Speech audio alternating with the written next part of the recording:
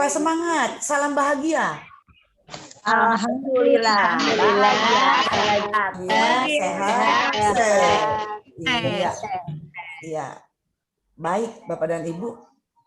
Nah,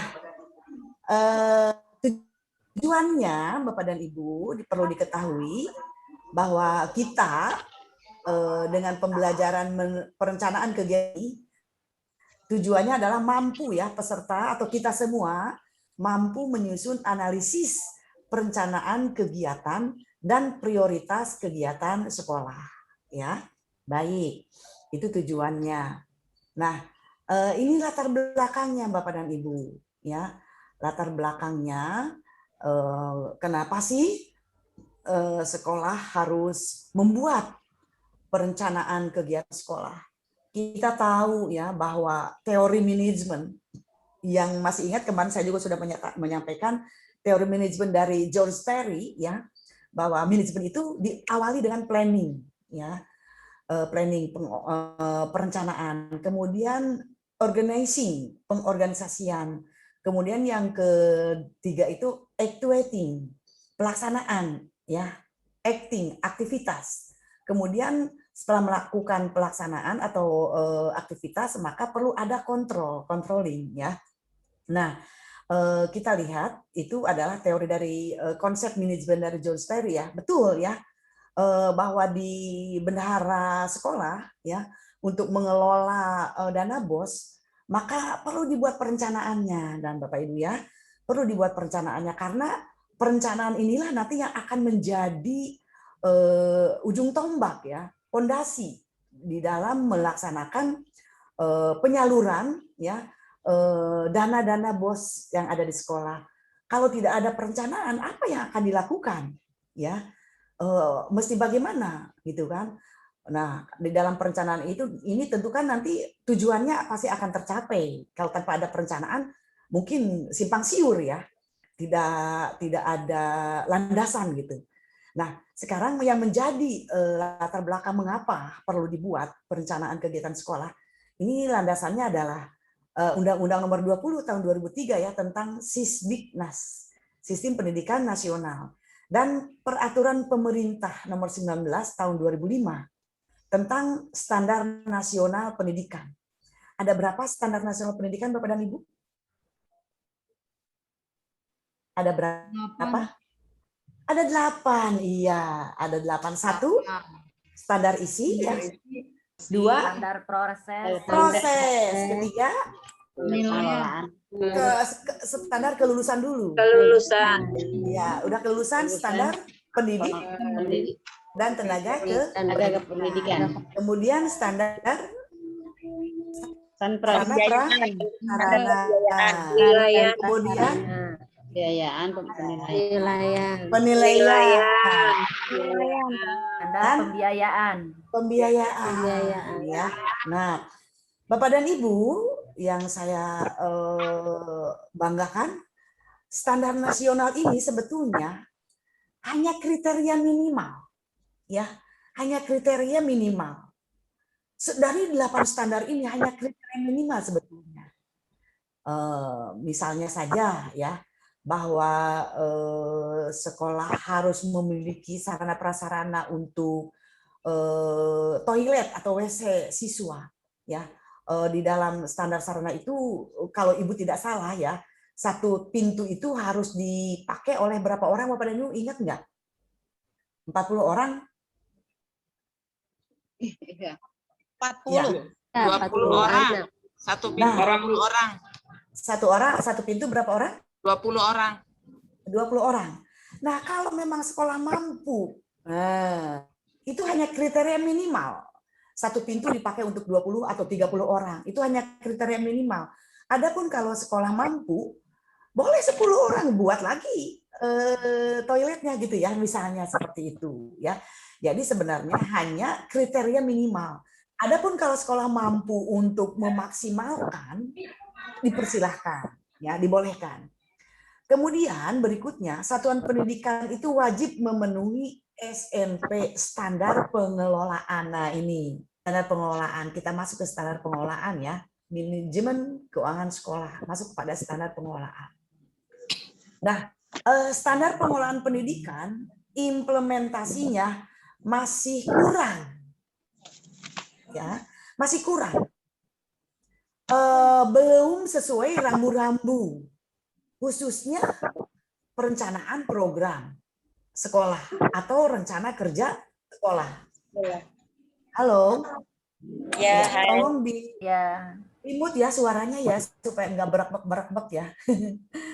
Nah, Bapak dan Ibu, pengalaman saya di lapangan, ya, pengalaman saya di lapangan, ketika kita melakukan kunjungan sekolah ataupun sebagai asesor akreditasi, itu rencana kerja sekolah itu apa namanya tidak berdasarkan apa ya, tidak berdasarkan kriteria gitu ya.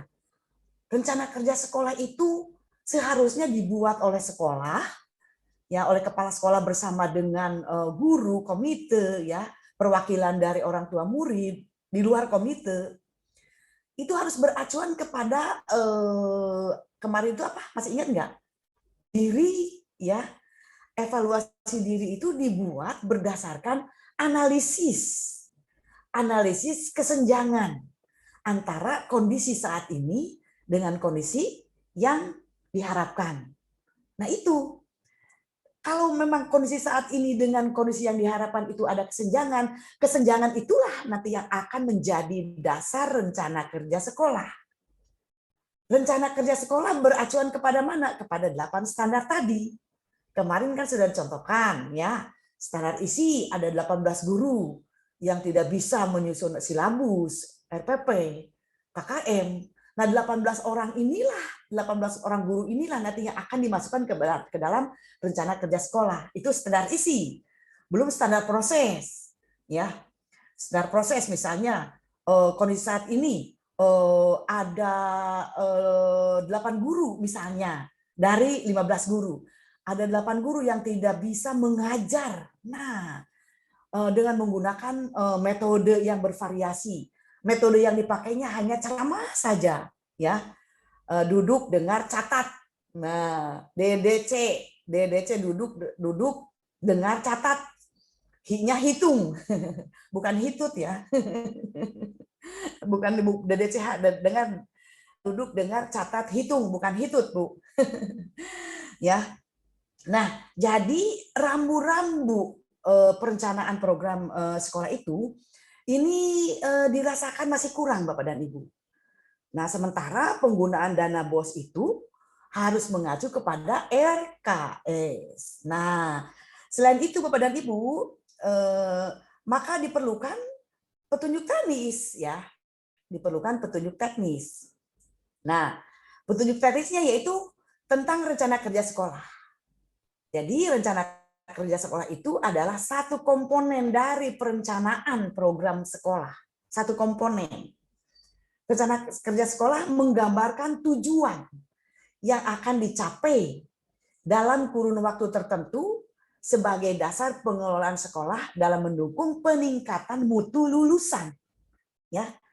Jadi desain dari rencana kerja sekolah ini merupakan gambaran tujuan yang ingin dicapai oleh sekolah, ya.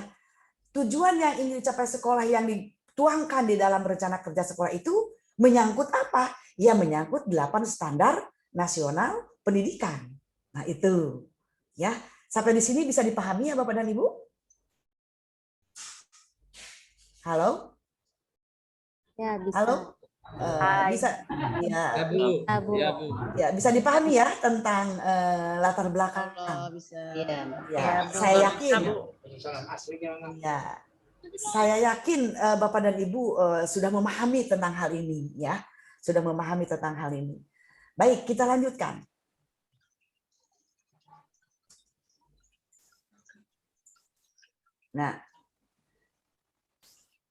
Nah, tentu saja tujuannya menyusun rencana kerja sekolah. Acuannya adalah kepada pengelolaan satuan pendidikan. Ruang lingkupnya, Bapak dan Ibu, apa saja? Ya, saya ingin tanya, rencana kerja sekolah itu yang membuatnya apakah hanya kepala sekolah, Bapak dan Ibu? Seluruhnya. Dan timnya, Bu, Tidak. semua warga Iya. sekolah. Maka ruang lingkup kegiatannya yaitu pertama pembentukan dan penugasan tim kerja untuk melakukan penyusunan RKS. Jadi kepala sekolah sebelum membentuk ya, sebelum mengadakan rapat ya, kepala sekolah menyusun dulu timnya, tim kerja ya, draft gitulah, draft tim kerja penyusunan RKS. Nah, ketika kepala sekolah sudah membuat draft penyusunan tim kerja RKS, maka diadakanlah rapat, ya kan? Rapat dulu, rapat pembentukan tim penyusun RKS. Ada rapat dulu Bapak dan Ibu. Semua guru dihadirkan, komite sekolah dihadirkan, perwakilan dari orang tua juga dihadirkan, ya, perwakilan dari masyarakat juga sudah dihadirkan. Ini dalam rangka untuk apa? Agar transparan nantinya, ya, agar transparan dan nanti dalam pelaporannya akuntabel gitu ya, akuntabel dapat dipertanggungjawabkan. Bahkan bukan dipertanggungjawabkan lagi, sudah dapat dipertanggunggugatan, ya, dipertanggunggugatan, harus siap. Nah itu. Jadi setelah menyusun draft rencana tim rencana penyusunan RKS, baru diadakan rapat oleh kepala sekolah. Jangan lupa Bapak dan Ibu, ketika mengadakan rapat itu evidennya, ya evidennya, bukti-buktinya harus ada. Misalnya apa bukti untuk rapat itu Bapak dan Ibu? Misalnya apa? Daftar hadir. Daftar Daftar hadir. Apalagi? Berita acara. Apalagi? Penutulan rapat. Notulen rapat, Dokumen undangan, rapat. dokumentasi, Foto, video juga bisa. ya foto, video. Nah itu dikumpulkan itu, dikumpulkan oleh kalau sekolah punya tata usaha ya, punya TU dikumpulkan oleh TU, disimpan rapi dalam satu file ya. Nah nanti ketika ada pengawas sekolah ataupun ada pemeriksaan, mana tim ini RKS-nya dibuat siapa? Kan biasanya pengawas suka nanya begitu. Oleh tim Bu, mana rapat timnya, mana struktur. Nah, struktur tim penyusun RKS-nya mana? Ditanyakan itu Bapak dan Ibu. Dan ini eviden ini Bapak dan Ibu, bukti-bukti fisik ini nanti disimpan rapi ketika ada akreditasi, biasanya juga sudah ditanyakan. Karena di dalam instrumen akreditasi nanti apakah sekolah menyusun RKS? Jawabannya ada bermacam-macam. Apakah RKS disusun? Tolong di mute. Maaf ya kalau Ibu mengintrusikan, tolong di mute supaya tolong di mute. Halo. Iya. Tolong kita untuk berdisiplin karena waktu kita hanya ada berapa? Sampai dengan jam 12 ya. Karena tadi terpotong oleh situasi ya. Nah, jadi tolong kita berdisiplin untuk tidak mengeluarkan suara-suara ya. Biar cukup saya aja suaranya yang terdengar ya, seperti suara Syahrini ya. Ibu Siti tertawa. Iya, Bu Siti ya, Ibu Ida ya. Baik, nah ini bukti eviden di nomor 1 ini harus disimpan dengan rapi dalam file sekolah. Karena ini bukti ini nanti ditanyakan Bu di dalam evaluasi diri akreditasi sekolah itu nanti, apakah sekolah menyusun RKS? Jawabannya bisa iya dan sebagainya. Apakah RKS dibuat oleh tim penyusun? Ya, mana bukti fisiknya ini? Nomor 1 ini buktinya, ya. Oke, kemudian nomor 2. Nah, di sini nanti di nomor 1 ini nanti kepala sekolah mengundang komite, perwakilan masyarakat, kemudian juga tokoh masyarakat juga bisa diundang Bapak dan Ibu ya. Tokoh masyarakat, tokoh agama bisa boleh diundang. Itu sebagai bukti untuk transparansi nanti ya. Kemudian dibuat rapat, dibuat timnya ya, tim penyusunnya. Struktur. Nah, struktur tim RKS, tim penyusun RKS dibuat juga nanti bisa diketik yang bagus, ditempelkan di papan pengumuman Bapak dan Ibu, di papan informasi. Sekolah Bapak dan Ibu kan punya papan informasi, betul nggak? Ada di Bapak dan Ibu sudah dibuat papan informasi.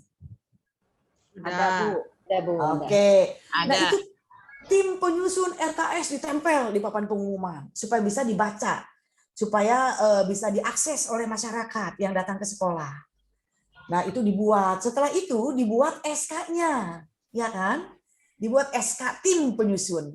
Nah, SK tim penyusun RKS. Anggotanya juga nanti ada siapa saja gitu ya. Itu dimasukkan dalam satu file. Kemudian yang kedua, ruang lingkupnya. Penyusunan rencana kegiatan untuk penyusunan rencana kerja sekolah, betul ya. Kemudian penyusunan draft rencana kerja jangka menengah. Nah, Bapak dan Ibu, menyusun rencana kerja jangka menengah. Itu artinya jangka waktunya bisa berapa tahun Bapak dan Ibu menengah itu? 4 tahun, Bu. 4 tahunan. 4 tahun. 4 tahunan. Kalau panjang? Jangka panjang itu Panjangnya itu. Jangka menengah itu bisa 2 tahun, bisa 3 tahun, ya. Kalau panjang itu bisa 1 periode, 1 periode berapa? 5 tahun. Ya. Contoh nih. Misalnya nih, bolehkah sekolah membangun ruang kelas? Boleh nggak?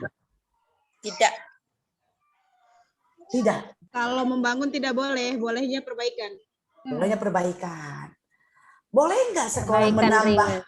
Ya, boleh nggak sekolah menambah ruangan untuk musola? Tidak boleh. Tidak boleh. Tidak boleh. Tidak boleh. Kenapa tidak boleh Bapak dan Ibu?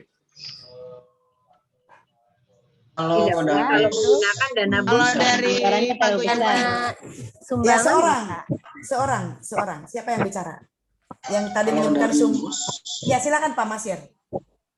Ya, kalau dari bos tidak bisa, Bu. Iya, betul. Kalau sekolah mampu, Tapi kalau dari sumber lain boleh. nah itu dia. 100 buat Pak Masir ya. Kalau dari dana bos nggak boleh, jelas. Tapi kalau ada dari kemarin kan ada 4 sumber dana sekolah. 1, masih ingat? Pemerintah. Yang kedua, komite. Swadaya. Orang tua murid. Ya. Nah, kalau misalnya sekolah punya keinginan untuk membuat ruang ibadah, ya, ini bisa dimasukkan ke dalam jangka menengah bisa. Kalau terkejar biayanya, dananya, bukan dari dana bos. Kalau terkejar dananya. Oh, kalau kira-kira tidak terkejar, ini harus 5 tahun kita merencanakan membuat ruang tempat ibadah atau musola misalnya. Harus 5 tahun karena kita harus ngumpulin dulu duit, gitu kan? Dari mana nih Bapak dan Ibu, kata kepala sekolah, rencana membuat ruang ibadah ini, tempat ibadah ini? Oh Pak, kita kan punya dana swadaya, gitu misalnya kan. Kemudian juga kita bisa minta tolong ke masyarakat atau ke komite. Itu ada di dalam rencana, boleh jangka menengah, boleh jangka panjang. Artinya sekolah ngumpulin dulu uang, gitu ya. Uang bukan dari dana bos, boleh.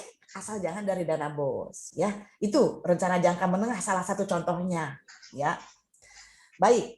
Setelah dibuat draft rencana kerja jangka menengah, nah perlu direview, ya, perlu direview dan direvisi. Barangkali saja ada kekurangannya di RKJM ini, di nomor 3 ini, ya. Atau mungkin di RKJM ini terlalu tujuannya terlalu apa ya? Terlalu muluk gitulah ya. Misalnya, waduh ini terlalu muluk misalnya, tidak akan terjangkau oleh kita di jangka menengah atau di jangka panjang, tidak akan terjangkau ini. Udah kita review aja gitu kan. Kita revisi aja gitu. Jadi perlu ada review, ya, perlu ada review. Kemudian setelah ada review, baru ada finalisasi hasil. Ya, ini di nomor 3 harus ada bukti fisiknya, draftnya harus ada. Kemudian di nomor 4 review atau revisinya juga, kalau memang ada revisi harus ada bukti fisiknya. Apa yang menunjukkan perbedaan? Apa yang menjadi revisi di nomor 4? Ya. Kemudian baru nanti finalisasi RKJM ini yang benar-benar yang original ya. Baru nanti ada penandatanganan dokumen ya. Penandatanganan dokumen. Siapa yang menandatangani? Siapa yang menandatangani Bapak dan Ibu? Komite sekolah dan komite. Ya. Tim kali. Ya, tim penyusunnya ya yang menandatangan. Yang jelas kepala sekolah di sana ada, komite ada, ya kan, sekretaris tim penyusunnya ada, anggotanya ada ya. Nah, setelah RKJM ini dibuat, rencana kerja jangka menengah, 4 tahun lah menengah itu ya, menengah, baru penyusunan draft rencana kerja anggaran sekolah, ya. Nah, rencana kerja anggaran sekolah ini tentu saja dari RKJM ini dipilih, ya, dipilih karena RKAS ini dibuat untuk jangka waktu berapa lama, Bapak dan Ibu? Tahun. 1 tahun. Satu tahun, Bu. Oke. 1 tahun anggaran. 1 tahun. 1 tahun anggaran. Oke. Dari RKJM ini oleh Bapak dan Ibu dipilah-pilah, ya, diinventarisir lagi. Mana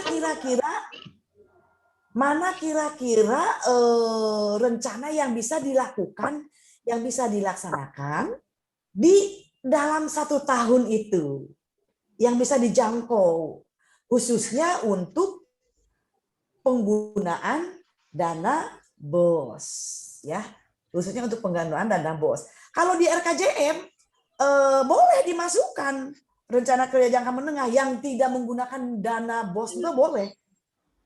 Kalau sekolah mampu, kata saya jadi tadi ya, yang sudah dicontohkan misalnya membangun tempat ibadah, itu boleh dimasukkan di RKJM Bapak dan Ibu. Tapi jelas tidak menggunakan dana BOS dan ini tidak dimasukkan ke dalam RKAS. Karena RKAS ini penggunaannya untuk 1 tahun, ya. Nah, di RKJM ini tadi misalnya contoh membangun tempat ibadah. Kira-kira sekolah bisa melaksanakan pembangunan tempat ibadah itu berapa tahun? Waduh, kita bisa akan terkumpul itu 4 tahun bisa terrealisasi tempat ibadah. Boleh dimasukkan di RKJM, ya. Oke. Kemudian setelah menyusun nomor 7 ini, draft rencana kerja biasa ada review lagi, review dan revisi lagi, ya. Bukti fisiknya juga harus ada. Jangan lupa ini Bu, jangan lupa biasanya kita pengarsipan itu biasanya kita suka lupa Bapak dan Ibu. Padahal kita melaksanakannya ya. Betul. Contoh kegiatan ekstrakurikuler Bapak dan Ibu. Pada waktu saya masih menjadi asesor, ekstrakurikuler apa yang dilaksanakan oleh sekolah? Drum band misalnya, kata Pak Eman kemarin. Mana bukti fisiknya bahwa ekstrakurikulernya adalah drum band? Nah, kadang-kadang di mana ya? Wah, harusnya kan ada itu. Ada pembimbing ekstrakurikulernya, ada jadwal ekstrakurikulernya, ada peserta didiknya, ada peserta didik yang ikut ekskul drum band dan seterusnya lah. Nah, Bapak dan Ibu baru finalisasi, biasa ya seperti RKJM ada finalisasi. Jangan lupa bukti fisiknya juga. Nah, di nomor 7, 8, 9 ini harus nampak, kalau memang ada revisi harus nampak perbedaannya. Ya, buat sebuah catatan aja. Revisi RKAS gitu kan. Revisi RKJM misalnya gitu. Tanda tangan oleh ketua tim penyusunnya. Dan terakhir adalah penandatanganan dokumen RKAS ya. Nah, Bapak dan Ibu, nomor 1 sampai 10 ini jangan lupa disimpan dokumentasinya untuk dijadikan arsip. Ini penting sekali. Nilainya besar ini Bapak dan Ibu di akreditasi sekolah. Nilainya besar. Kelemahan sekolah-sekolah itu Bapak dan Ibu, suka mengabaikan kearsipan. Oleh karena itu, Bapak dan Ibu di sekolah, apa di ruang TU, kalau ada TU, apa di ruang kantor kepala sekolah, buat file arsip sekolah, gitu ya, arsip sekolah, supaya ketika mau akreditasi tidak kerepotan, ya, tidak berhari-hari, tidak pulang ke rumah, ya, tidak pulang ke rumah di sekolah terus jadi Bang Toyib, ya. Tidak pulang-pulang. Nah itu sampai sini ada yang mau ditanyakan atau ada yang mau sharing? Silakan. Bu, Silakan saya mau Ibu nanya. Encu. Iya. Ya. Untuk poin yang nomor 7 ya Bu ya. Ya. Misalnya saya sudah menyusun ya dengan tim penyusunan draft ARKAS, itu misalnya sudah mencantumkan untuk pembelian laptop.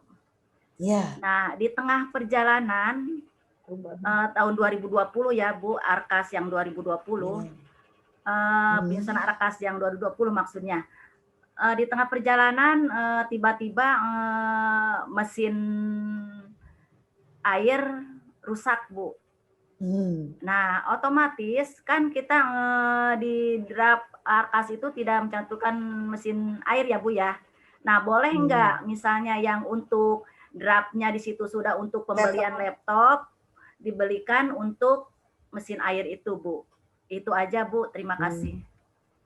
Baik, kalau di aplikasi RKS atau di ARKAS itu ada kolom apa ya namanya ya, untuk supaya apabila terjadi hal-hal yang seperti perubahan dan pergeseran. Ada kan kolomnya kan? Iya, ada kolomnya. Nah, itu Bu yang saya tanyakan itu berarti masuk ke boleh maksudnya masuk ke perubahan, kan beda Bu, maksudnya pembelian laptop dengan pembelian mesin air. Berarti masuknya ke perubahan atau ke pergeseran ya Bu ya? Iya, betul. Perubahan barangkali ya. Pergeseran bisa, perubahan bisa ya. Oh iya, makasih Bu. Ya, karena begini Bapak dan Ibu. Kemendikbud membuat aplikasi ARKAS ini juga itu untuk mengatasi apabila terjadi hal-hal yang tidak diinginkan tadi seperti Ibu Encu. Maka saya tanya di ARKAS ini ada kolom. Ternyata kalau ada ya silakan. Ya, ada. Boleh ya. Oke. Ada lagi pertanyaan atau tidak ada? Kalau tidak ada kita lanjut ya.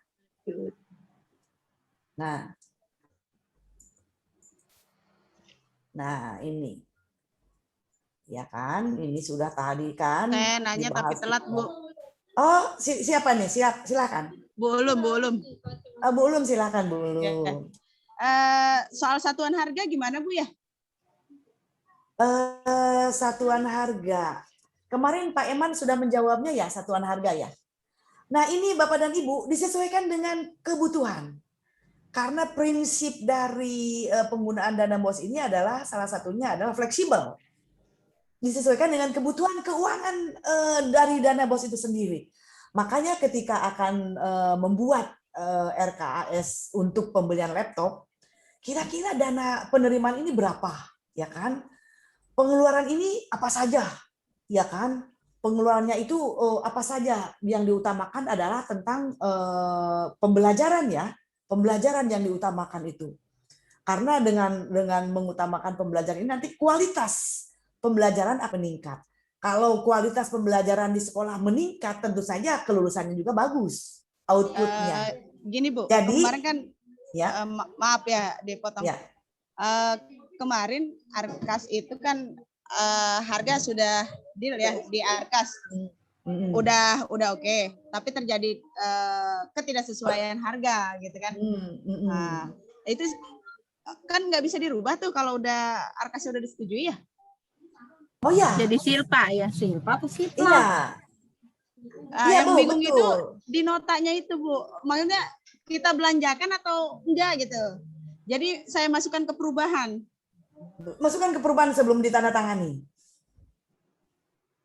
Kan ada jeda waktu ya. Halo. Iya, Hai. Oh iya. Kan ada jeda waktu ya ketika Bapak Ibu memasukkan arkas, sebelum ditandatangani kan ada jeda waktu untuk barangkali ada pergeseran, ada perubahan, begitu kan? Ada, Bu. Itu. Kalau sebelum ditandatangani ya bisa menurut saya, karena kalau sudah ditandatangani berarti kan sudah disahkan kan? Sudah disahkan. Makanya perlu perhitungan dengan matang.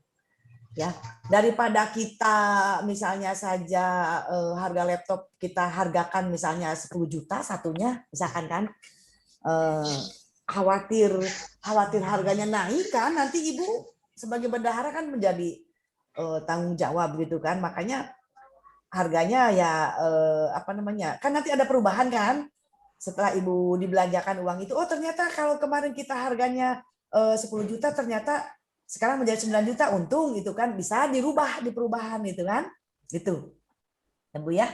Ya, jadi menurut saya sih kalau memang ada kolom pergeseran bisa menurut saya ya itu. Ya, Kalau terima kasih Bu. ya baik Bu Ulum, bagus pertanyaannya ya.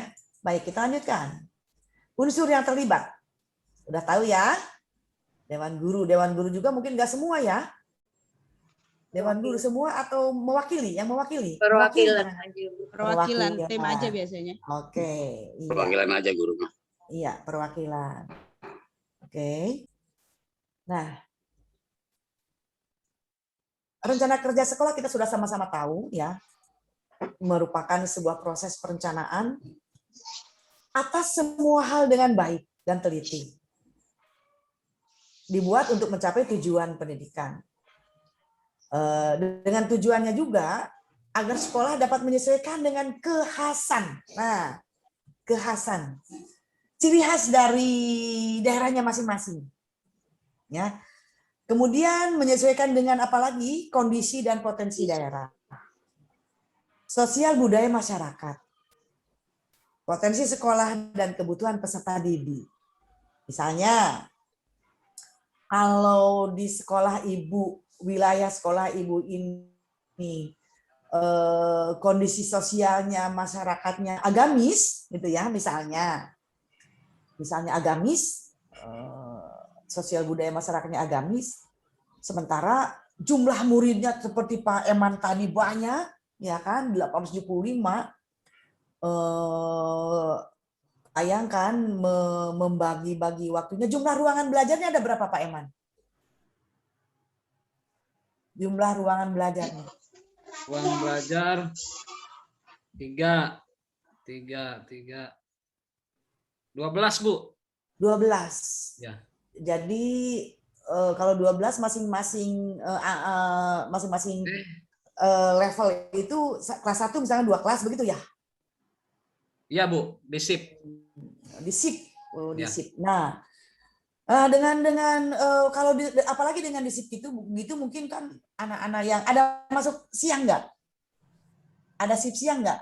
Ada Bu, jelas ada. Nah, ada SIP siang itu kalau anak-anak mau masuk sekolah bagian SIP siang kan dia perlu sholat dohor dulu gitu kan? Nah, kalau ada tempat ibadah ya, tempat sholat, karena memang sosial budaya masyarakatnya memang agamis, nah ini tentu saja perlu dibuat gitu ya. Ada nggak ruang musolanya Pak Eman di sekolah Pak Eman? Ruang musola nggak ada Bu, cuman ruang musola untuk guru aja, kalau untuk siswa Guru. nggak ada. Ya, ruang guru juga itu hanya disekat aja di kantor. Nah, dengan jumlah murid menurut saya, dengan jumlah murid yang 875 orang, apalagi ada SIP siang gitu kan, SIP siang itu kan nanti terpotong oleh sholat asar juga, anak-anak sekolah itu nanti muridnya sholat di mana gitu loh. Apalagi kalau melihat menyesuaikan dengan kekhasan kondisi sekolah. Waduh, ini perlu dibuat di RKJM nih Pak Eman. Dibuat ya Bu, ini juga kan katanya ada bantuan nungguin, cuman belum ada aja ini. Ya. Kalau dari bos kan nggak mungkin, tapi ya, nggak mungkin. Saya dengar-dengar ada bantuan, cuman belum sampai sekarang belum. Iya, dibuat di RKJM-nya. Apalagi mohon maaf ya saya nanya Pak Eman karena mengambil contoh siswa yang banyak, ya. Di tempat Ibu juga mungkin di Ibu Encu, di Ibu Ulum, ya di Ibu Ida dan sebagainya juga perlu dipikirkan itu. Kita kan Banten itu kan provinsi Banten itu kan terkenal juga dengan keagamaannya ya, dengan keagamaannya. Apalagi Kabupaten Tangerang ini pintu masuk ya, gerbang masuk ke Jakarta. Maka dibutuhkan ini Bapak dan Ibu. Kalau sudah ada, apalagi kalau ruang tempat ibadahnya yang agak luas itu kan, itu bisa dijadikan tempat untuk memperingati hari-hari besar keagamaan ya. Itu tolong pesan dipikirkan ini ya, dipikirkan nih gitu. Kemudian RKS juga disusun sebagai pedoman kerja. Ya, jadi tadi saya juga pernah mengatakan bahwa RKS ini adalah ujung tombaknya ya, ujung tombak sekolah menjalankan ya, sekolah menjalankan atau menjadi roda ya, menjadi roda untuk mengembangkan sekolah.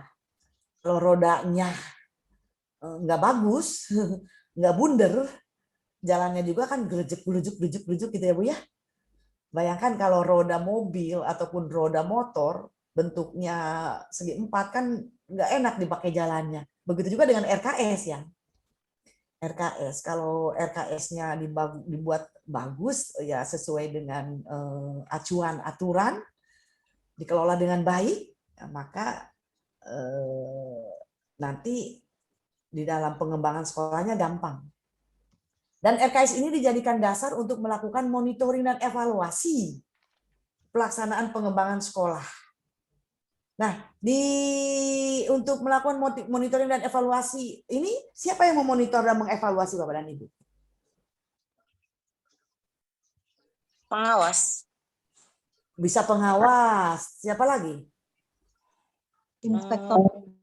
Boleh bisa inspektor kalau memang inspektor mau punya keinginan Dari untuk datang ke dinas sekolah. juga Bu, dari dinas. Ya. Dewan guru, Bu, dewan guru. Nah, itu Kepala sekolah. sebelum pengawas, sebelum dinas, sebelum inspektorat, ya itu dulu tim penyusun dulu, ya tim penyusun dulu yang yang bekerja, yang memonitoring maksud Ibu, mengevaluasi, ya, yang mengevaluasi itu tim penyusunnya dulu, apakah RKS ini sudah maksimal dijalankan gitu kan? Dalam pelaksanaannya apakah terjadi kendala? Kalau terjadi kendala, apa yang menjadi kendala dan apa solusinya gitu kan? Itu. Kemudian selain untuk RKS digunakan untuk monitoring dan evaluasi, RKS juga digunakan sebagai bahan acuan untuk mengidentifikasi serta mengajukan sumber daya yang diperlukan. Waduh, ternyata RKS ini ada kekurangan sumber daya, misalnya sumber daya sekolah itu kan banyak kan, ada sumber daya manusianya, ya kan, ada sumber daya prasarananya, ya kan, sumber daya manusianya misalnya, waduh ternyata jumlah murid di sekolah Ibu Ulum berapa Bu Ulum? Jumlah muridnya? 650 Bu. Waduh besar juga ya. Waduh, Ibu Ulum besar juga 650. Kalau di Pak Edi? Halo, 210, Bu. 210. Kalau Ibu Encu? 171 Bu. 171. Iya, baik. Nah, dengan jumlah murid yang banyak tadi, misalnya Bu Ulum 650, Pak Eman 875, ya. Kemudian apa kira-kira nih, karena jumlah muridnya banyak ya, apa sumber daya mana lagi yang diperlukan, ini bisa kita jadikan pedoman ini RKS ya. Nah itu kira-kira RKS dibuat ya. Baik, kita lanjutkan. Wajibkah setiap sekolah menyusun program pengembangan sekolah? Wajib ya? Harus. Harus. Wajib, Bu. Wajib. Apakah setiap sekolah memiliki program yang betul-betul menggambarkan kebutuhan dan kondisi nyata di sekolah?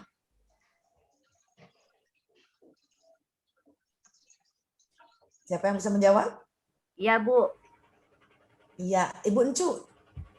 Apa alasannya bahwa setiap sekolah itu memiliki program dan programnya menggambarkan kebutuhan dan kondisi nyata sekolah? Ya, untuk sebelum ke perencanaan kan kita harus melihat dulu kebutuhan sekolah itu apa aja, Bu. Iya, melalui apa?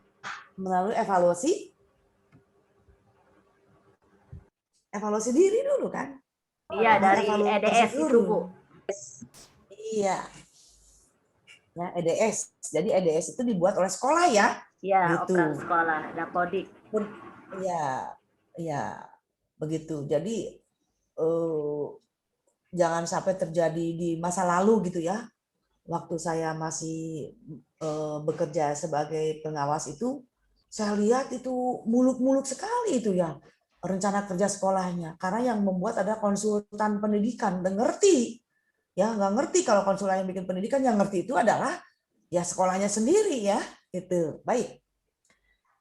Apa saja kendala dalam menyusun program sekolah? Bisa dijawab oleh seorang? Siapa yang bisa menjawab kendalanya? Kendalanya banyak, Bu. Ya, silakan Pak Masir. Di antaranya ya, sumber daya manusia. Sumber daya manusianya, betul. Panjang gitu. Sementara ini kan ada Arkas juga ada gitu kan ya, RKS juga ada.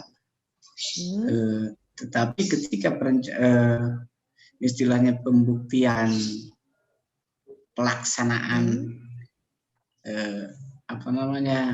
pelaksanaan itu sendiri belum maksimal gitu. Sehingga kendala di sumber daya manusia itu di sekolah saya nomor 1. Iya. Ya, sumber daya manusianya ya. Pak Masir, jumlah muridnya ada berapa? Kompetensi kepala sekolah juga harus emang benar-benar mumpuni dalam hal ini. Iya. Kemudian dari ridership-nya itu bisa membawa bawahannya lebih maksimal gitu untuk nyusun program sekolah tersebut. Ya. Itu, Bu. Baik. Bagus. Pak Masir, jumlahnya ada berapa? Jumlah murid? Ya. 180. 180. Baik, cukup ya. Cukup banyak. Baik. Ya, itulah salah satu kendala menurut Pak Masir dalam menyusun program sekolah. Adalah sumber daya manusianya. Ya. Mengapa sumber daya manusianya bisa menjadi kendala? Tadi kata Pak Masir, di antaranya kompetensi kepala sekolah juga berpengaruh, ya, betul nggak Pak Masir? Sangat. Kompetensi kepala sekolahnya sangat berpengaruh. Bagaimana kepemimpinannya, leadership-nya, ya, bagaimana leadership-nya, kepemimpinannya. Sekarang ini kan sedang ramai ya dibicarakan tentang kepemimpinan pelayanan. Ya. Kepemimpinan pelayanan. Bagaimana seorang pemimpin yang melayani gitu. Bukan ingin dilayani. Ya, bukan ingin dilayani, tapi harus melayani. Memberi pelayanan terbaik. Nah, pelayanan terbaik. Pelayanan prima ya. Pelayanan prima. Memberi pelayanan prima. Baik. Jangan sampai ada kepala sekolah yang gayanya pemimpin seperti bos gitu ya. Seperti bos selalu ingin, silakan Bu, saya bawain Bu gitu kan. Nah, kita juga sebagai guru ya harus normatif sajalah memberikan pelayanan kepada atasan ya. Normatif saja gitu. Jangan terlalu berlebihan gitu ya. Nah, contohnya pemimpin yang melayani Siapa yang bisa menyebutkan contohnya apa? Yang seperti apa? Bekerja bareng, Bu, sama anak buah, Bu. Iya, Bu Khairul, kerja bareng sama anak buah. Apalagi? Rangkul, orang sering menanyakan. Kami, Bu. Bu Uja. Sampai di mana? Ya, ini ada musik lagi nih. Di mana nih musik ini? Ayo, musisi apa itu? Musik siapa? Ya, Bu Uja, kerja bareng. Ya, kerja bareng bersama-sama. Rangkul, ya? Bu. Mengayomi. Merangkul, Bu Yaya. Mengayomi. Mengayomi. Ya, gitu. Baik. Jadi tidak ingin selalu dilayani, tapi dia harus melayani. Ya. Apakah program penting? Sudah jelas penting ya.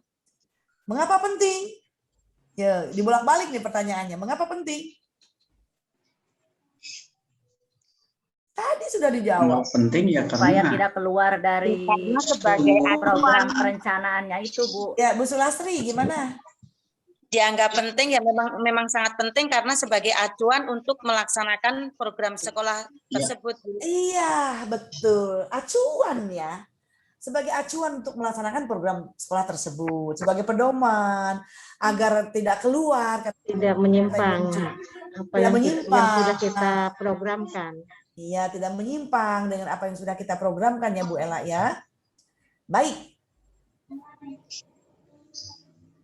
Dalam hal apa RKS dapat membantu sekolah? Kebutuhan Kegiatan sekolah, Bu. kegiatan Manage sekolah, sekolah. kebutuhan Iya. Dalam hal apa RKS dapat membantu sekolah? pengadaan, Dalam menjalankan programnya, Bu. Dalam hal perencanaannya, Bu.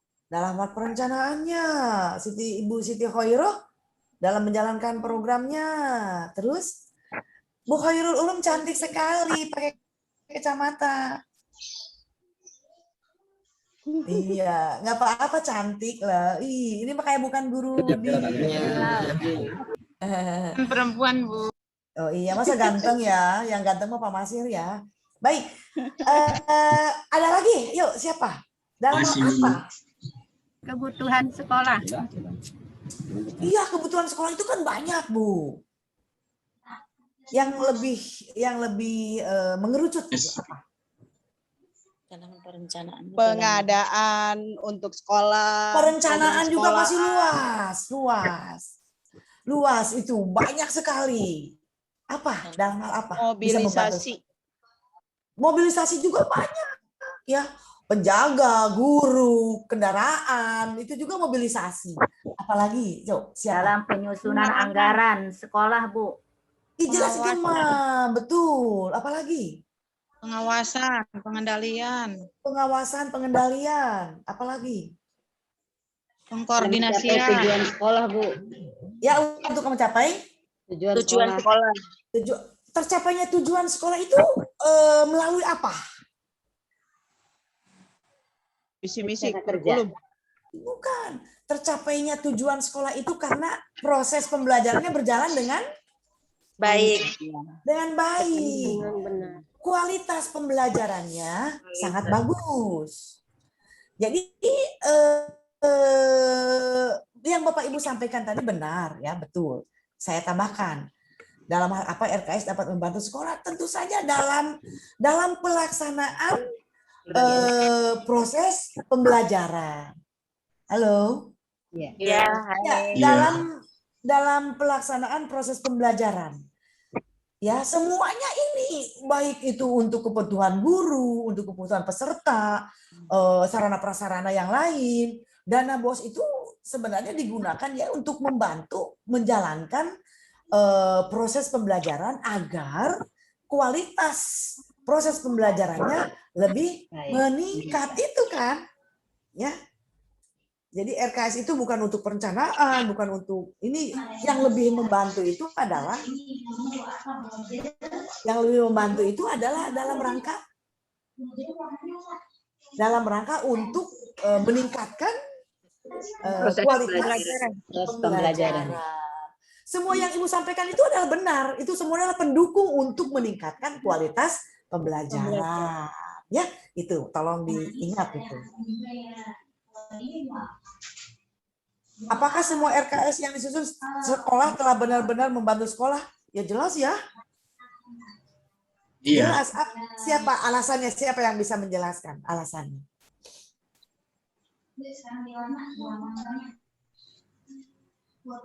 Siapa yang bisa menjelaskan?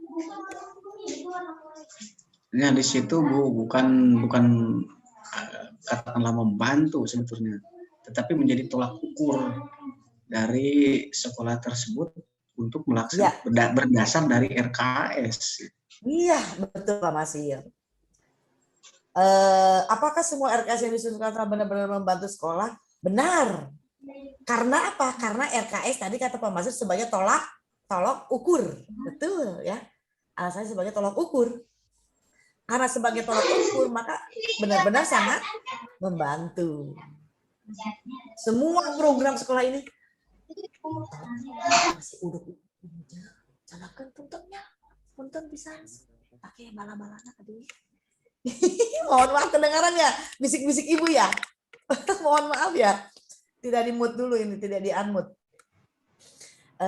Jadi Bapak dan Ibu sebetulnya Ibu itu belum sarapan. Ya, belum sarapan karena beritanya mendadak begini. Ya Ibu.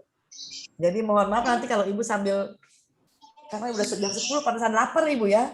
Gak apa-apa Bu, sambil itu aja. Ya, karena pemberitahuannya mendadak. aja nggak apa-apa Bu. Ya, mohon izin ya. Nggak apa-apa Bu.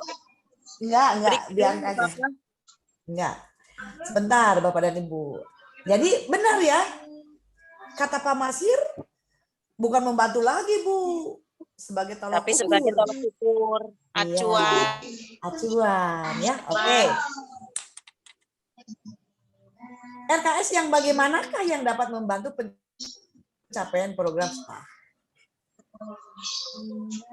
Yang sesuai dengan keadaan yang kebutuhan sekolah, Bu. Iya, bagus Bu Hoirul Ulum. Yang sesuai dengan kebutuhan Situasi dan sekolah. kondisi sekolah.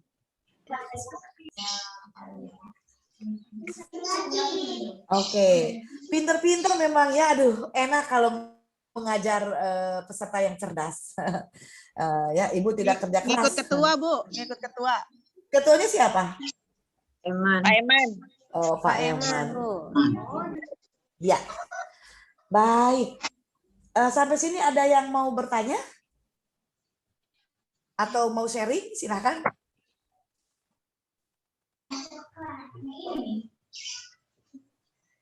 Tidak ada. Paham semua ya berarti ya. Oke, kalau tidak ada yang mau sharing atau yang bertanya silakan kita lanjutkan ya.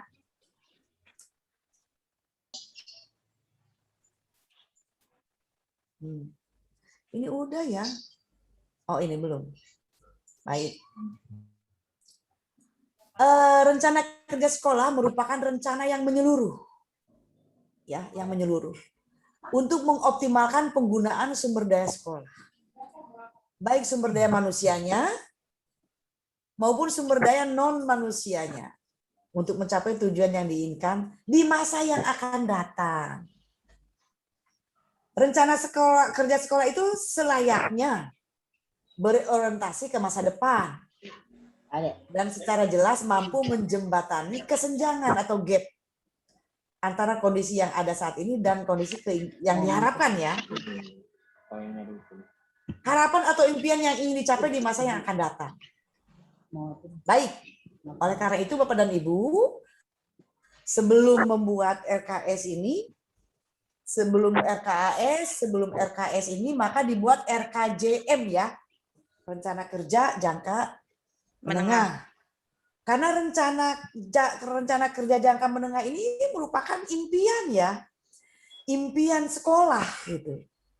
Tadi sekolah yang tidak memiliki tempat ibadah misalnya, karena kondisi sosial budaya masyarakatnya adalah agamis, maka sekolah mempunyai impian, ingin membangun tempat ibadah di sekolah tersebut. agar pelaksanaan sholat tidak terganggu. Ada tempatnya. Kita dosa loh. Apalagi yang sekolahnya ada shift siang. Kan sekolah itu yang masuk shift siang Ibu Ulum atau Ibu siapa tadi yang jumlah siswanya 650? Iya, saya Bu. Ya, ada tempat ibadah di Ibu Ulum. Iya ada Bu, dari donatur swadaya. Ah iya, sebetulnya Bapak dan Ibu tinggal bagaimana daya kreativitas kepala sekolah dan guru-guru. Di Kabupaten Tangerang itu kan banyak perusahaan-perusahaan ya. Perusahaan-perusahaan itu kan bisa dijadikan CSR. Ya, CSR untuk mendukung pendanaan sekolah. Nah, jadi rencana kerja sekolah itu bisa menjadi impian. Karena RKS ini kan breakdown dari RKJM. Ya. Nah, jadi harapan atau impian yang ingin dicapai bukan hanya tadi di RKJM ingin membuat atau membangun gedung saja, tetapi di standar isi, di standar proses, di standar kelulusan, di standar penilaian. Kalau sarana prasarana kan tugasnya pemerintah ya. Kemudian di standar pengelolaan. Contoh saja kita ambil contoh kalau standar isi kan kemarin sudah dibahas-bahas.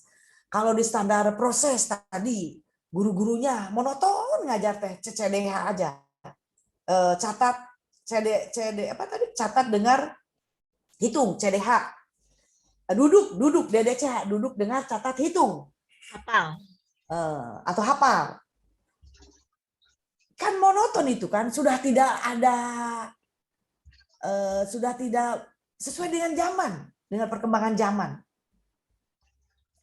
Jadi gurunya harus didorong untuk bisa mengembangkan pembelajaran yang inovatif dengan menggunakan metode-metode yang baru. Banyak itu di Google. Contoh pembelajaran inovatif, langkah-langkahnya ada banyak sekali. Nah, gitu ceramah guru teh kan misalnya. Nah, kondisi saat ini, misalnya standar proses, kondisi saat ini seluruh guru 15 orang guru misalnya. Dalam mengajar masih menggunakan metode konvensional dalam kurung ceramah gitu kan. Kondisi yang diharapkannya yang akan datang, semua guru melaksanakan pembelajaran dengan menggunakan metode yang inovatif, yang bervariatif. Nah, itu kan impian kan? Betul nggak Bapak dan Ibu? Maka di dalam RKS-nya kemarin kan sudah dibahas satu poin tentang pengembangan profesi guru. Perlu dibuat itu, ya. Nah, kalau memang Bapak dan Ibu sudah membuat program itu, sampaikan kepada kepala sekolah kepada K3S, tolong kabari Ibu ya. Ya, Pak Eman, Bu Ulum, Bu Nuriyah, Bu Rifko, Bu Sulastri, Pak Masir ya. Tolong sampaikan, Bu, sekarang di Kabupaten Pangandaran sudah ada loh Bu, lomba atau diklat atau BIMTEK misalkan. Saya senang sekali ya. Saya sebetulnya kalau mohon maaf, kalau dibutuhkan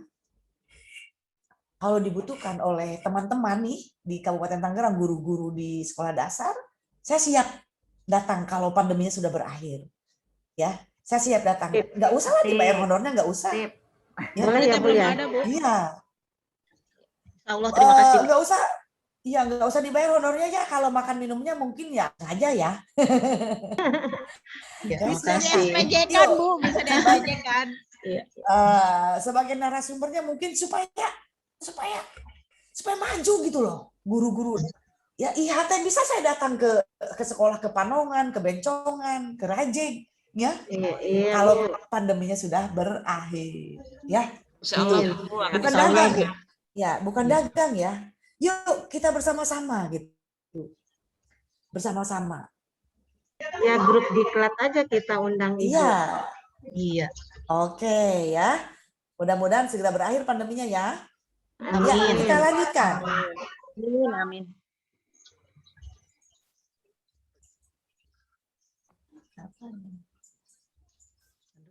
Sinyalnya nih. Ya, nah ini rencana kerja tahunan. RKT. RKT. Ya. Jadi tadi dari RKJM itu juga di breakdown ke RKT. Dari RKT ini kan rencana RKJM itu kan jangka menengah itu kan 4 tahun ya, sampai dengan batas 4 tahun. Nanti kan dipilih-pilih ya, dipilih-pilih mana saja yang bisa masuk, yang bisa dijangkau oleh dana BOS untuk 1 tahun. Maka dibuat RKT-nya. Dari RKT-nya ini nanti baru dibuat anggarannya, gitu ya, baru dibuat anggarannya. Apa sih RKT itu? Nah, RKT ini adalah rencana kerja yang digunakan sebagai acuan dalam melaksanakan kegiatan sekolah selama 1 tahun. Adanya RKT ini sangat penting dimiliki oleh sekolah untuk memberi arah, ya, dan bimbingan para pelaku sekolah, ya, dalam rangka menuju perubahan atau tujuan sekolah yang lebih baik, dalam rangka untuk meningkatkan ya peningkatan atau pengembangan dengan resiko yang kecil dan mengurangi ketidakpastian di masa yang akan datang. Itu RKT ya. RKT dibuat. Jadi tadi RKT itu diturunkan dari mana Bapak dan Ibu? Dari RKJM. Iya, dari RKJM. RKJM, RKT, baru nanti RKAS ya. Rencana Kerja Anggaran Sekolah. Oke, kita lanjut.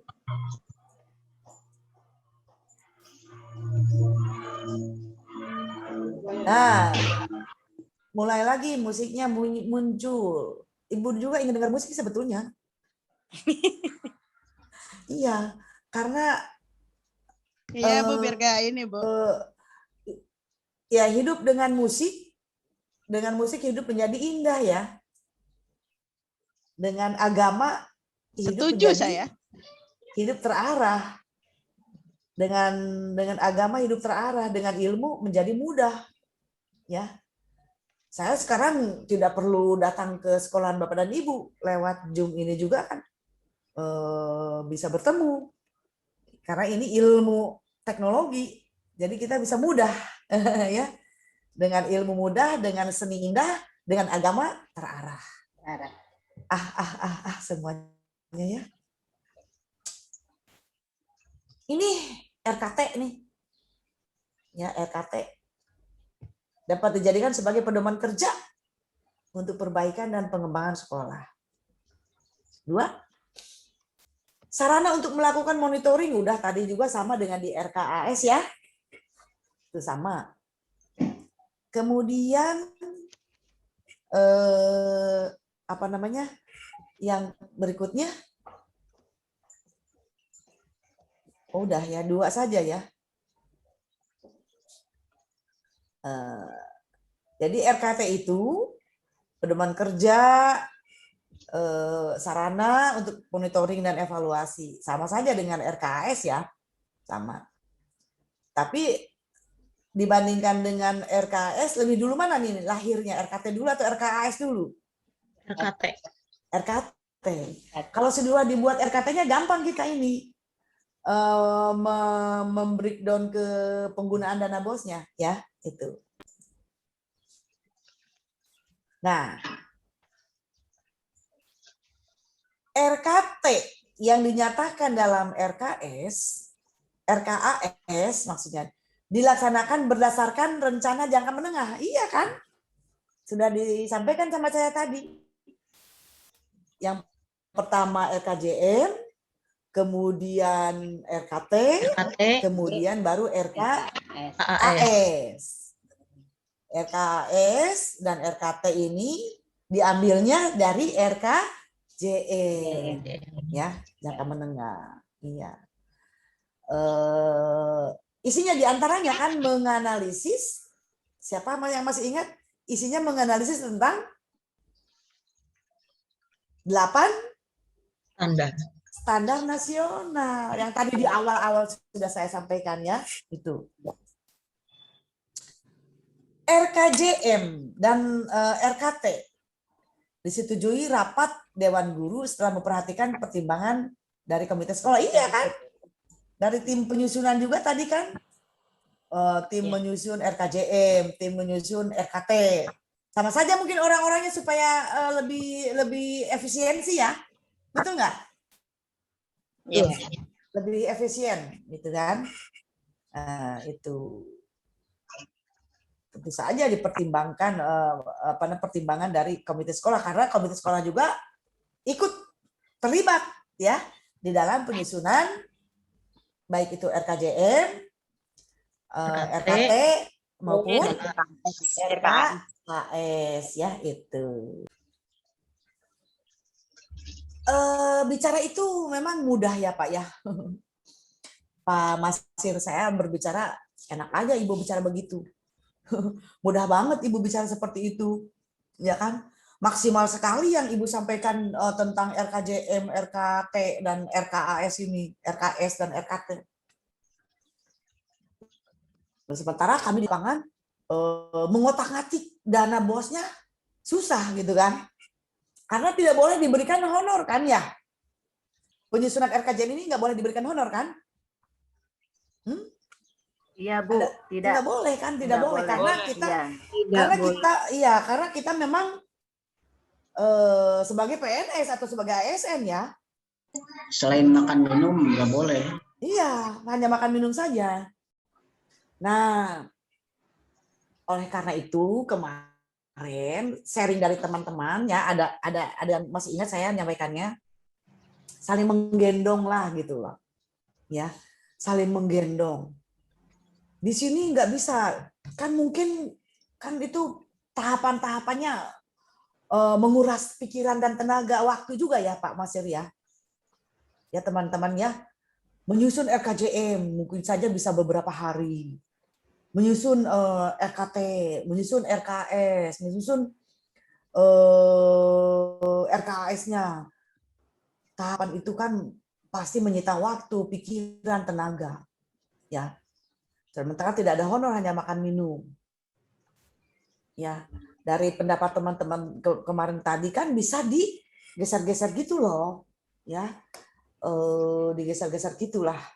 Tergantung dari kebutuhan sekolah tadi, ya fleksibel lah kan, makanya disebutkan ada prinsip fleksibel di penggunaan dana BOS itu, ya bisa diatur-atur lah misalnya, karena di sini juga dibutuhkan kerja ikhlas juga, karena mengapa tidak ada honor di penggunaan dana BOS itu?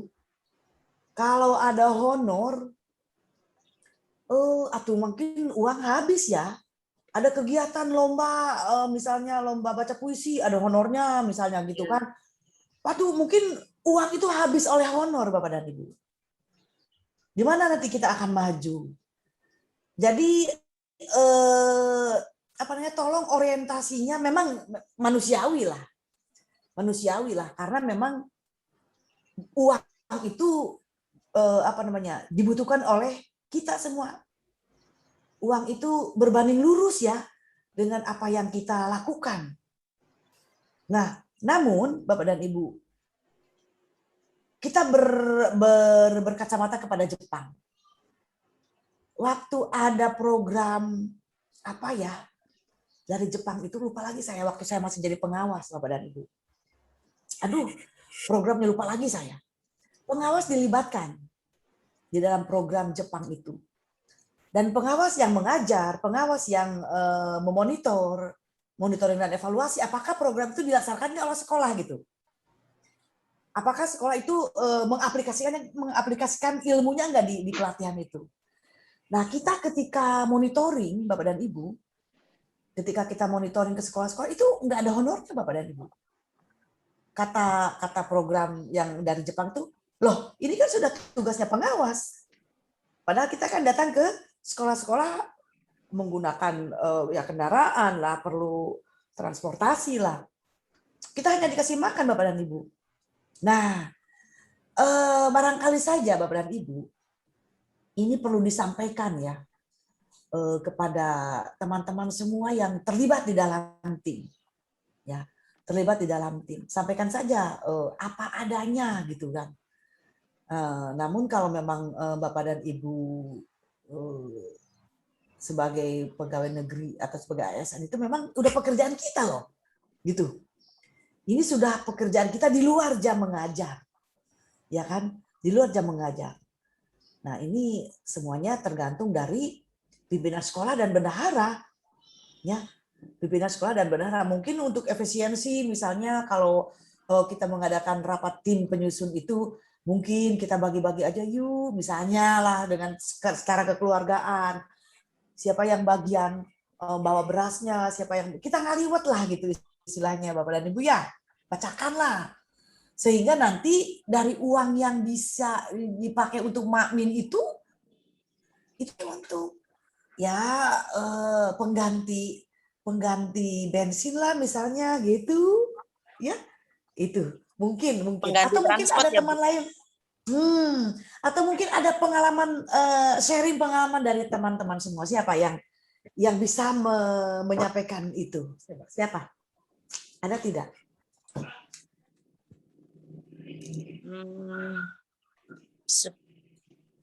Mungkin bisa dengan cara subsidi silang, Bu. Betul. Terus? Jadi untuk bagi yang mungkin mampu saling membantu satu sama lain gitu, Bu. Tanpa ada istilahnya penghonoran atau gimana. Jadi saling bantu satu sama lain dengan bekal kemanusiaan, Bu. Iya, siapa ini yang bicara? Sulastri, Bu. Ibu Sulastri. Iya. Betul. Kita kan hidup ya sebagai makhluk sosial kan. Saling berinteraksi, saling bergantung, saling membutuhkan. Ya Pak Masir ya? Nah, saya yakinlah Pak Masir juga sudah tahu lah taktiknya lah. Ya Pak Masir ya? Mungkin ini hanya sebagai sharing saja ya. Mana kita? Ya, betul seperti itu Pak Masir. Pekerjaan Papa. Pak, kalau pengalaman Pak Masir seperti apa coba? Saya kembalikan ke Pak Masir pertanyaannya. Kalau pengalaman saya bahwa dalam penyusunan itu kan tidak satu kali dibuat itu kan ya. Kemudian di situ ada apa namanya konsumsi, kemudian pembelian alat pendukung yang lain, yang sifatnya misalkan kopi dan sebagainya itu kan bisa diatur, Bu. Katakanlah emang keperluan kegiatan tersebut kan gitu ya, sesuai. Nah nominal itu kita sesuaikan gitu. Ya disesuaikan itu anggaran yang ada, keuangan yang ada supaya cukup bagaimana kan gitu ya. Mengingat kondisi misalkan dengan jumlah 180 murid itu mampunya seberapa kan gitu ya. Nah itu istilahnya disesuaikan kan di sana. Ya. Namun istilahnya rentetan itunya itu emang harus melibatkan tim benar-benar gitu. Seperti pembuktiannya itu apa namanya daftar hadir, kemudian pengadministrasiannya ya, administrasi rapat, kemudian hasilnya juga, pokoknya semua rangkaian itu emang harus ada gitu. Dan kalau dikerjakan oleh operator saja atau bendahara saja repot luar biasa gitu. Kebetulan saya adalah operator dan bendahara. Ya. Itu makanya di saya. Betul. Ya. Mudah-mudahan baik-baik saja ya. Mudah-mudahan baik-baik saja. Ya mudah-mudahan Pak Masir. Iya. Baik, kita lanjutkan lagi ya.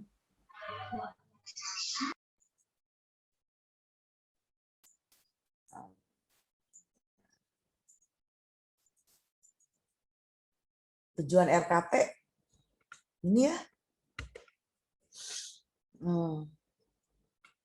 Tujuannya ya agar tujuan yang sudah ditetapkan itu tercapai ya. dengan tingkat kepastian yang tinggi dan resiko yang kecil, mendukung koordinasi antar pelaku sekolah, menjamin keterkaitan antara perencanaan, penganggaran, pelaksanaan, dan pengawasan ini. Ya. Apakah RKT itu ya ada keterkaitannya dengan penganggaran? Ya jelas kan. Jadi artinya RKT ini kan perencanaan kan. Tentu saja nanti dari perencanaan ini kan di breakdown ke RKAS menjadi penganggarannya seperti apa, kemudian pelaksanaannya di sini bukti-bukti fisik seperti apa, pengawasannya seperti apa, jelas ini apa saling keterkaitan, tidak bisa berdiri masing-masing. Ya. Mengoptimalkan partisipasi warga sekolah dan masyarakat. Ini ya. Jadi di sini dibutuhkanlah partisipasi warga sekolah karena seperti Pak Masil tadi. Saya bendahara Bu, saya operator Bu, katanya gitu kan. Mungkin Pak Masil dengan jumlah siswa yang 120 orang ya. Rencana kerja menengah. Berdasarkan disusun berdasarkan kekuatan dan kelemahan yang didasarkan pada fakta masa lalu, betul. Masa kini dan harapan serta tantangan yang dihadapi. Tadi itu kata saya kan,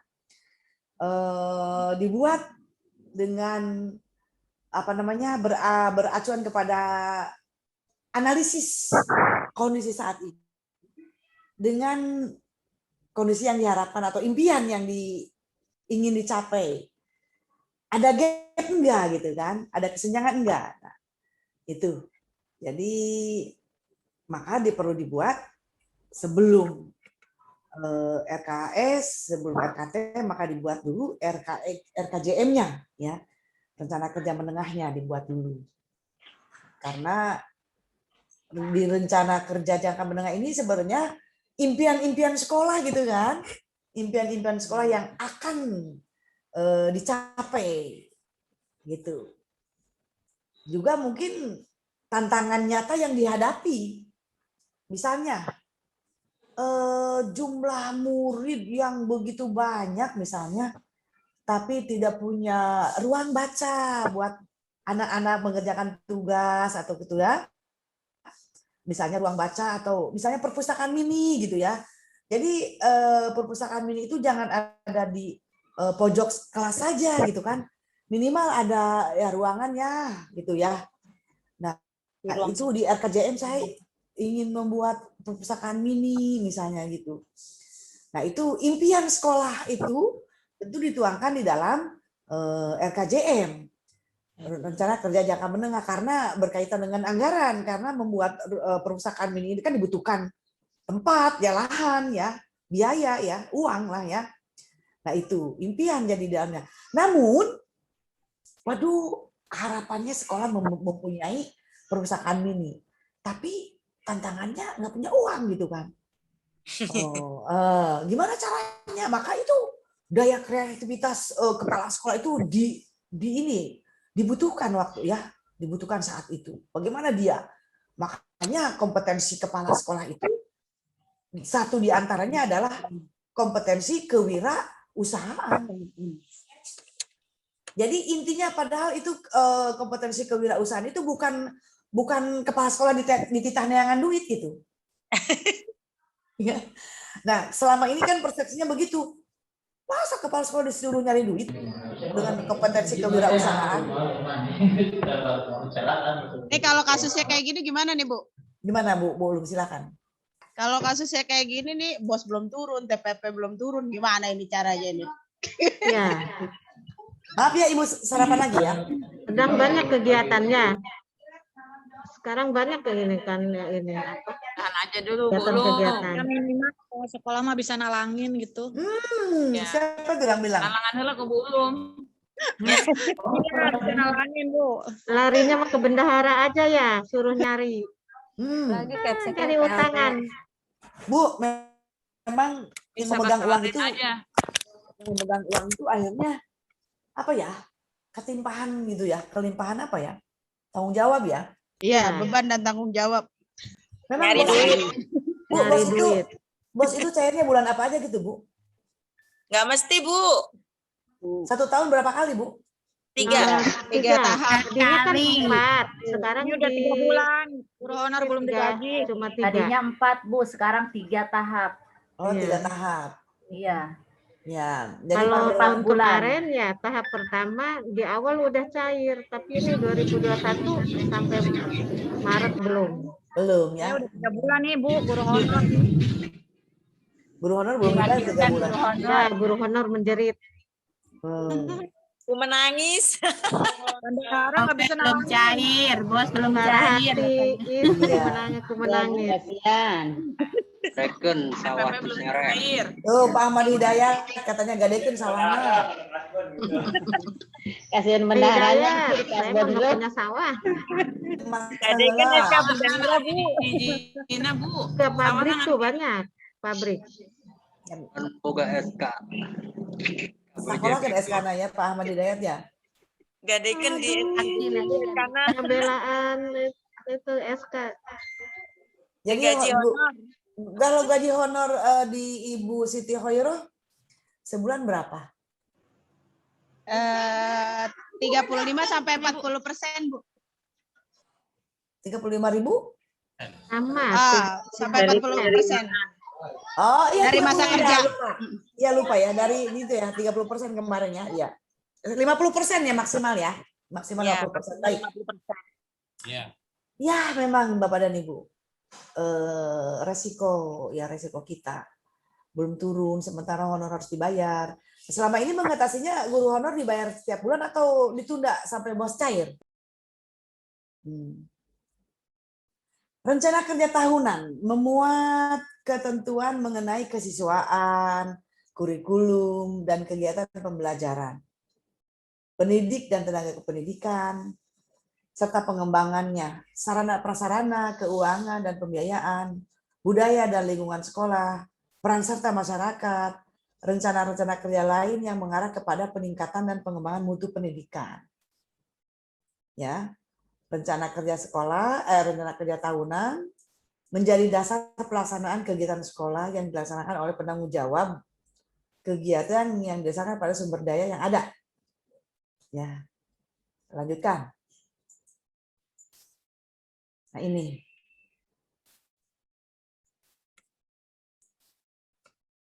Nah ini, nggak kelihatan ini ya. Inilah. Ya. Alur proses kerja penyusunan RKS. Ini. Inputnya dari standar pengolahan. Artinya di sini ada visi sekolah, ada misi sekolah, ada tujuan sekolah. Ya. Jadi alur proses kerja penyusunan RKS itu diawali dengan penyusunan atau menentukan visi, misi, dan tujuan sekolah. Nah, pada awal rapat pembentukan tim RKJM dan seterusnya, kalau sudah dibuat SK kan mereka bekerja kan, diawali dengan apa? Yaitu diawali dengan visi sekolah, menentukan visi sekolah, misi sekolah, tujuan sekolah. Visi misi ini Bapak dan Ibu dan tujuan ini dibuat berapa tahun sekali?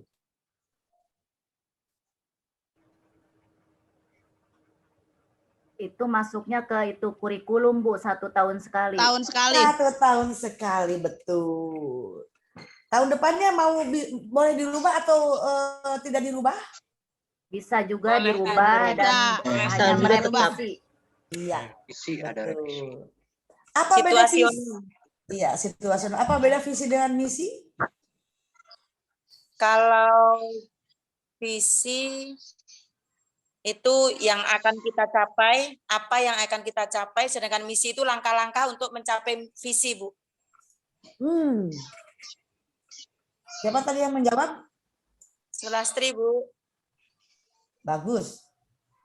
Ya, jawabannya bagus, Sulastri, Bu Sulastri. Ya. Langkah-langkah ya misi itu ya. Langkah-langkah untuk mencapai visi. Visi. Contohnya seperti apa coba? Contohnya seperti apa? Contohnya misalnya langkah-langkah itu apa? Misal visinya misalnya meningkatkan peserta didik yang unggul, kompetitif, ya unggul, kompetitif dan berakhlakul karimah. Ya.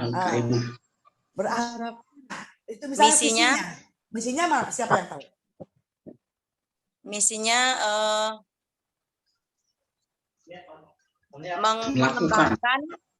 mengembangkan atau meningkatkan perilaku anak untuk melaksanakan sholat berjamaah di sekolah, membiasakan anak untuk melaksanakan sholat berjamaah di sekolah. Oke, terus siapa lagi? Atau apa lagi Bu Sulastri? Meningkatkan kompetensi guru. Aturannya kan tadi siswa. Bu, Guru yang melaksanakannya. meningkatkan kompetensi guru, Bu. Meningkatkan minat baca anak, Bu. Menjadikan sekolah yang unggul, kompetitif, dan berakhlakul karimah. Tadi Bu Sulastri menjalankan sholat berjamaah. Bisa. Membiasakan anak berdoa sebelum belajar, Bu. Bisa. Yang unggul dan kompetitifnya apa kira-kira? Meningkatkan minat baca anak. Meningkatkan minat baca. Membiasakan literasi sebelum masuk kelas. Boleh. Meningkatkan minat baca di sekolah tidak perpustakaan. Kumaha tuh? Mengikuti lomba-lomba. Ada, Bu. Yang berkaitan dengan agama. Iya, mengikuti lomba-lomba. Ya, lomba-lomba keagamaan. Lomba ngaji, misalnya ya. Khutbah, misalnya. Nah, gitu. Nah, meningkatkan melaksanakan sholat berjamaah di sekolah. Mau sholat gitu ayah, kumaha? Ya kan? Meningkatkan nilai-nilai religius. Meningkatkan nilai-nilai religius itu apa? Bentuk nyatanya. Membacakan tadarus sebelum belajar gitu. Nah, itu bisa ya. Berbaca doa gitu. Iya, Pak Ahmad ya. Oke ya, kita lanjut ya. Itu alurnya. Jadi visi misi sekolah dulu yang menjadi acuannya dulu. Visi misi dan tujuan. Visi ini kan impian ya, cita-cita. Misi adalah langkah-langkah untuk mencapai visi, langkah-langkah yang harus dilakukan, gitu kan. Baru nanti tujuan sekolah. Tujuan sekolahnya juga bisa di breakdown dari sini.